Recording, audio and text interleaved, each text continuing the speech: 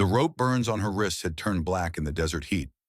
Sarah Whitmore stood barefoot on the hard-pan dirt, her wedding dress torn at the shoulder, where rough hands had grabbed her, the once white fabric now stained with dust and something darker.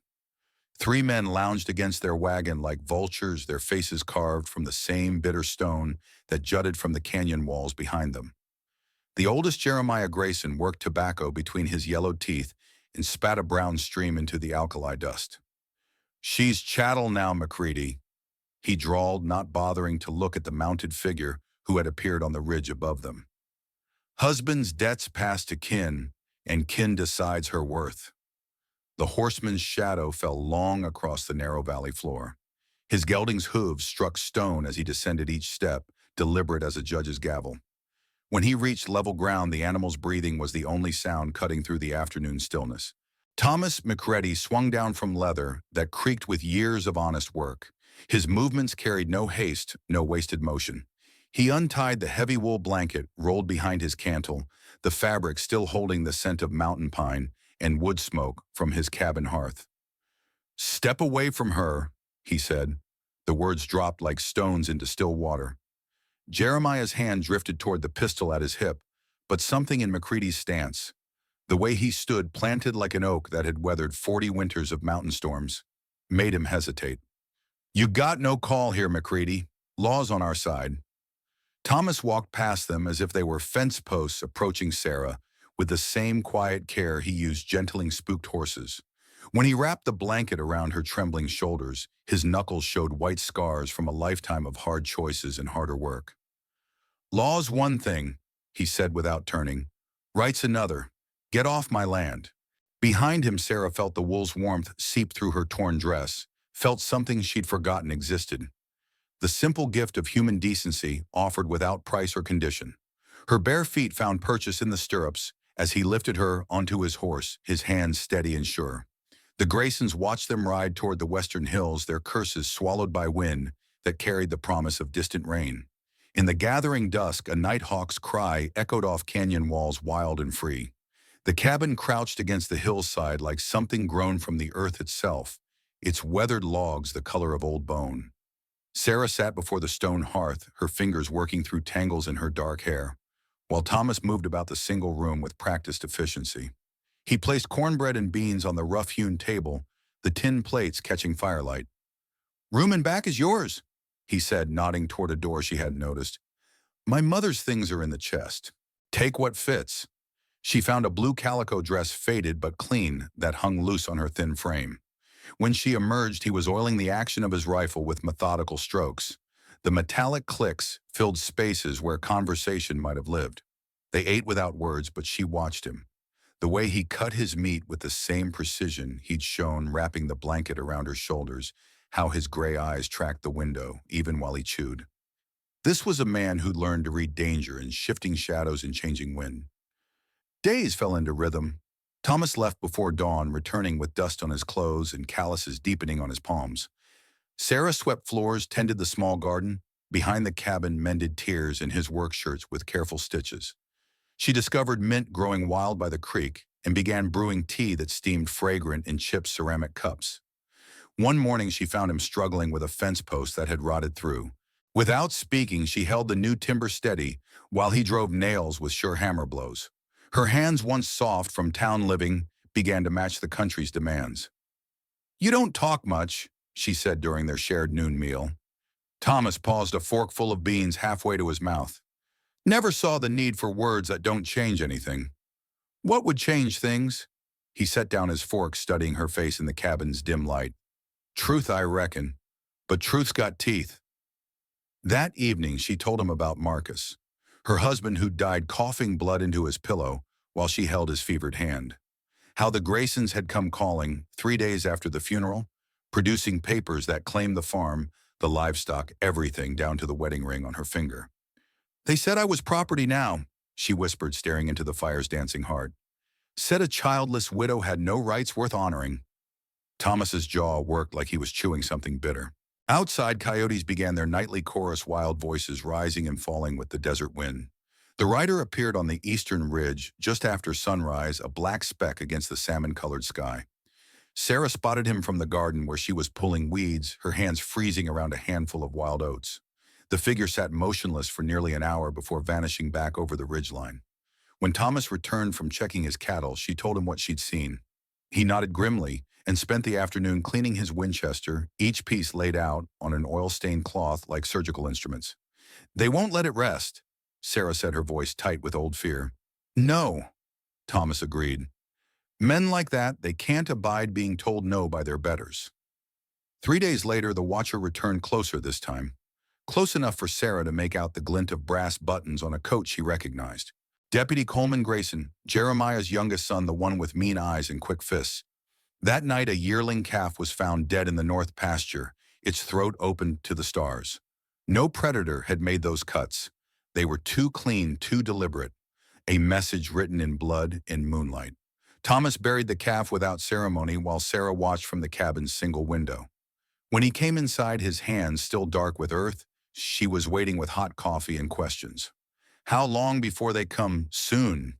He accepted the cup, wrapped his fingers around its warmth. "Storm's been building all week. They'll want cover for what they plan." The storm broke 2 nights later with thunder that shook dust from the rafters. Through the driving rain, Sarah heard horses' hooves pounding the muddy yard. Jeremiah Grayson's voice cut through the wind like a rusty blade. "Send her out, McCready. We've come to settle accounts."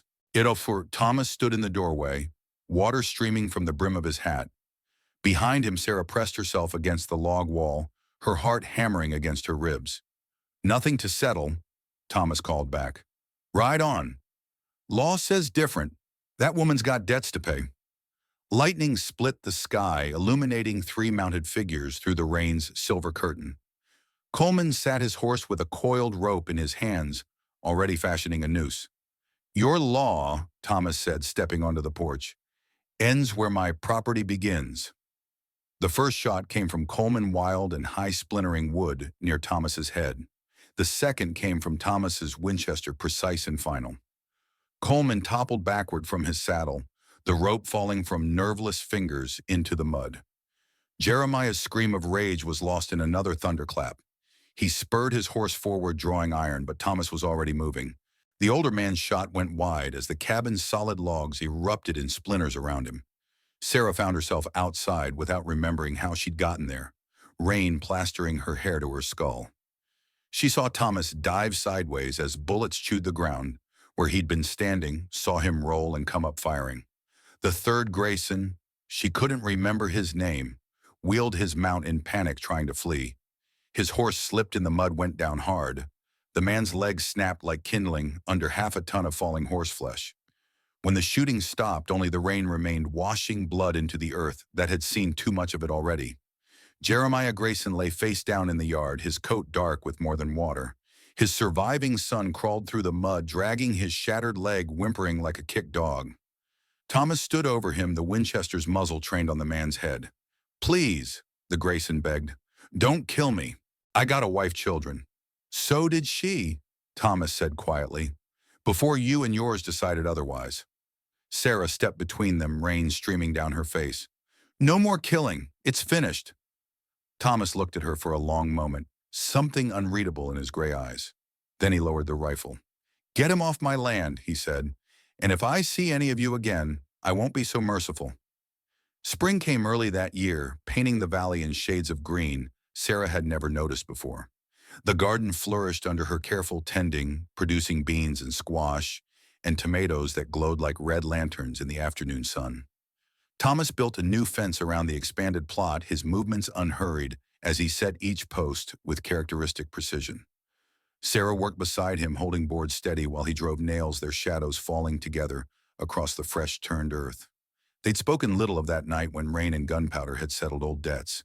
The graves on the hill behind the cabin were marked with simple wooden crosses, weathering gray under mountain skies.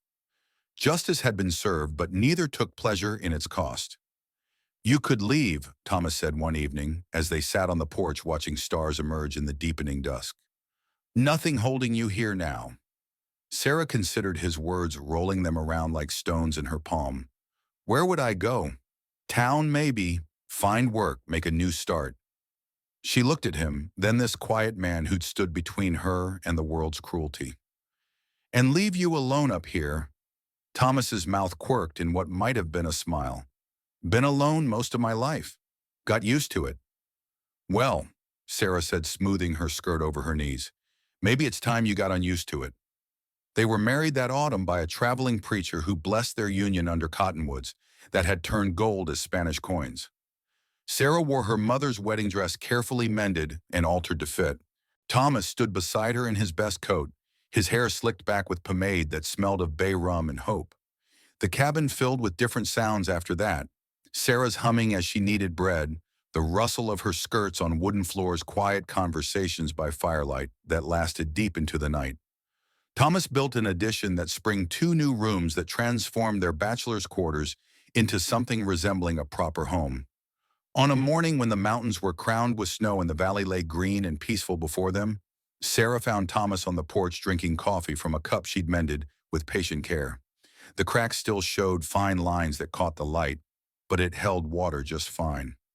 "Regret anything?" she asked, settling beside him on the wooden step. Thomas considered the question while steam rose from his cup. "Regret I didn't find you sooner. Regret it took so much pain to bring you here." Sarah leaned against his shoulder, solid as the mountains themselves. "Pain's what makes the healing matter. Without the breaking, there's no call for mending." They sat in comfortable silence as the sun climbed higher, painting their small world in shades of gold. Somewhere in the distance, cattle lowed, and a red-tailed hawk circled on thermals rising from the warming earth. Their sanctuary won through violence and built with calloused hands stretched around them like a promise kept. 2 broken souls who'd learned that sometimes salvation comes not with trumpets and glory, but with quiet acts of decency performed when no one's watching. The teacup sat on the windowsill, whole again, despite its scars filled with wildflowers that bloomed purple and gold in the morning light.